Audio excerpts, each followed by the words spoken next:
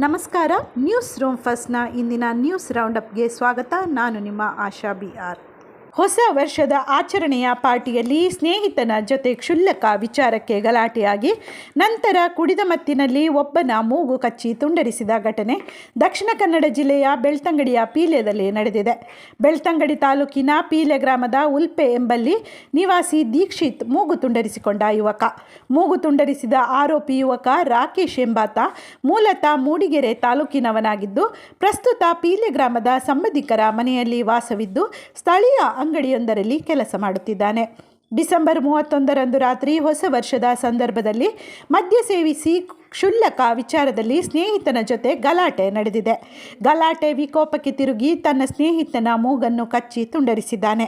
ಘಟನೆಯಿಂದ ಗಂಭೀರ ಗಾಯಗೊಂಡ ಯುವಕನನ್ನು ಬೆಳ್ತಂಗಡಿ ಸರ್ಕಾರಿ ಆಸ್ಪತ್ರೆಗೆ ದಾಖಲಿಸಿ ನಂತರ ಹೆಚ್ಚಿನ ಚಿಕಿತ್ಸೆಗೆ ಮಂಗಳೂರಿನ ಆಸ್ಪತ್ರೆಗೆ ದಾಖಲಿಸಿ ಚಿಕಿತ್ಸೆ ನೀಡಲಾಗುತ್ತಿದೆ. ಈ ಪ್ರಕರಣ ಸಂಬಂಧ ವೇಣೂರು ಪೊಲೀಸರಿಗೆ ದೂರು ನೀಡಲಾಗಿದ್ದು ಪ್ರಕರಣ ದಾಖಲಿಸಿ ತನಿಖೆ ನಡೆಸುತ್ತಿದ್ದಾರೆ. ಸ್ಕೂಟರ್ ಮತ್ತು ಕಾರು ನಡುವೆ ಡಿಕ್ಕಿ ಸಂಭವಿಸಿದ ಘಟನೆ ಮಾಣಿ ಮೈಸೂರು ರಾಷ್ಟ್ರೀಯ ಹೆದ್ದಾರಿ ಮುಕ್ರಂಪಾಡಿಯಲ್ಲಿ ನಡೆದಿದೆ. ಅಪಘಾತದ ತೀವ್ರತೆಗೆ ಸ್ಕೂಟರ್ ಮತ್ತು ಕಾರು ಹಾನಿಗೊಂಡಿದ್ದು ಸ್ಕೂಟರ್ನಲ್ಲಿದ್ದ ಬೆಟ್ಟಂಪಾಡಿ ನಿವಾಸಿ ಪ್ರವೀಣ್ ಎಂಬವರಿಗೆ ತೀವ್ರ ಗಾಯಗೊಂಡಿದ್ದು ಅವರನ್ನು ಮಂಗಳೂರು ಆಸ್ಪತ್ರೆಗೆ ದಾಖಲಿಸಲಾಗಿದೆ ಎಂದು ತಿಳಿದುಬಂದಿದೆ.